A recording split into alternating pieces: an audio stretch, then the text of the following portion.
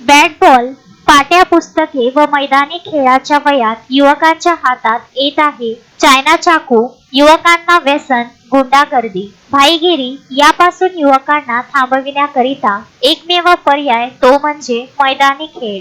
दरवर्षी सिद्धार्थ क्रीडा मंडळाच्या वतीने विविध कार्यक्रमाचे आयोजन केल्या जात असते. त्यामध्ये मैदानी खेळाचे आयोजन जास्त प्रमाणात होत असते. त्यामध्ये फुटबॉल खेळ हा फैजरपुराच्या गल्लोगल्लीमध्ये खेळला जातो व हा संपूर्ण परिसर झोपडपट्टी व दलित वस्ती म्हणून ओळखला जातो. म्हणून युवकांच्या हातात चायना चाकू ऐवजी पायात फुटबॉल, हातात बॅट बॉल असावे ही संकल्पना कितीतरी वर्षापासून मंडळाच्या माध्यमातून दर दिवसाला राबविल्या जाते. याकरिता यावर्षी सुद्धा सिद्धार्थ क्रीडा मंडळाद्वारे आयोजित भारतरत्न डॉक्टर बाबासाहेब आंबेडकर यांच्या स्मृतिप्रित्यर्थ राज्यस्तरीय फुटबॉल चषक सामन्याचे आयोजन करण्यात आले आहे.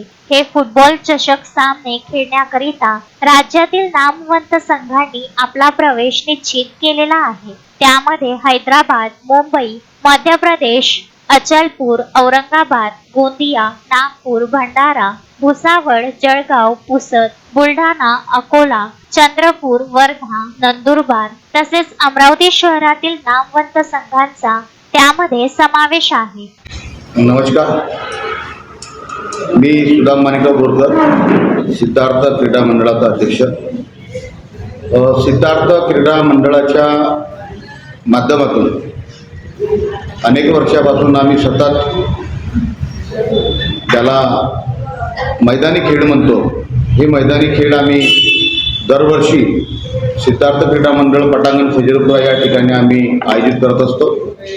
त्याच अनुषंगाने सिद्धार्थ क्रीडा मंडळद्वारा आयोजित भारतरत्न डॉक्टर बाबासाहेब आंबेडकर यांच्या स्मृतिप्रित्यर्थ राज्यस्तरीय फुटबॉल चषक दिनांक 30/12/2024 ते 5/12/2025 5/1/2025 पर्यंत क्रीडानगरी फैजरपुरा या ठिकाणी आयोजित करण्यात आलेले आहे.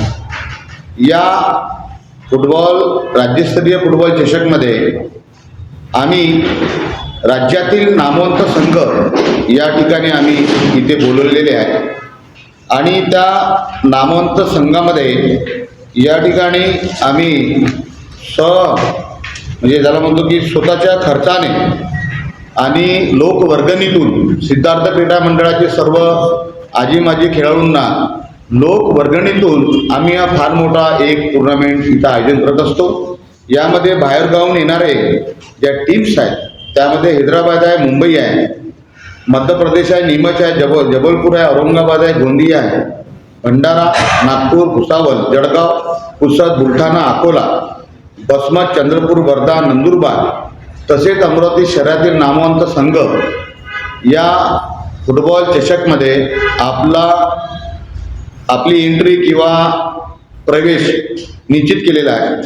आणि या फुटबॉल संघाचे प्रथम बक्षीस ज्याला म्हणतो आपण पहिलं प्राईज ज्याला म्हणतो आपण माननीय भारतभाऊ चौधरी माजी नगरसेवक फैजरपुरा यांच्याकडून आम्हाला 41,000 रुपये रोख रक्कम. द्वितीय प्राईज आहे 21,000 रुपये दिवंगत उद्धवराव राघोजी रामटेके यांच्या स्मृतिप्रित्यर्थ आहे. तिसरं प्राईज आहे 11,000 रुपये पवन किसनराव शेंडे यांच्याकडून 11,000 रुपये रोख रक्कम. तसेच या सामन्यामध्ये विजेता आणि उपविजेता संघ आणि सर्व संघ जे दाखल होतील त्यांना आम्ही विजेता संघ आणि उपविजेता संघाला एक आकर्षक कधी बघितलं नसेल अशी ट्रॉफी आम्ही या ठिकाणी 5 फुटाची ट्रॉफी आणि एक 4 फुटाची ट्रॉफी विजेता संघाला उपविजेता संघाला आम्ही देत आहे.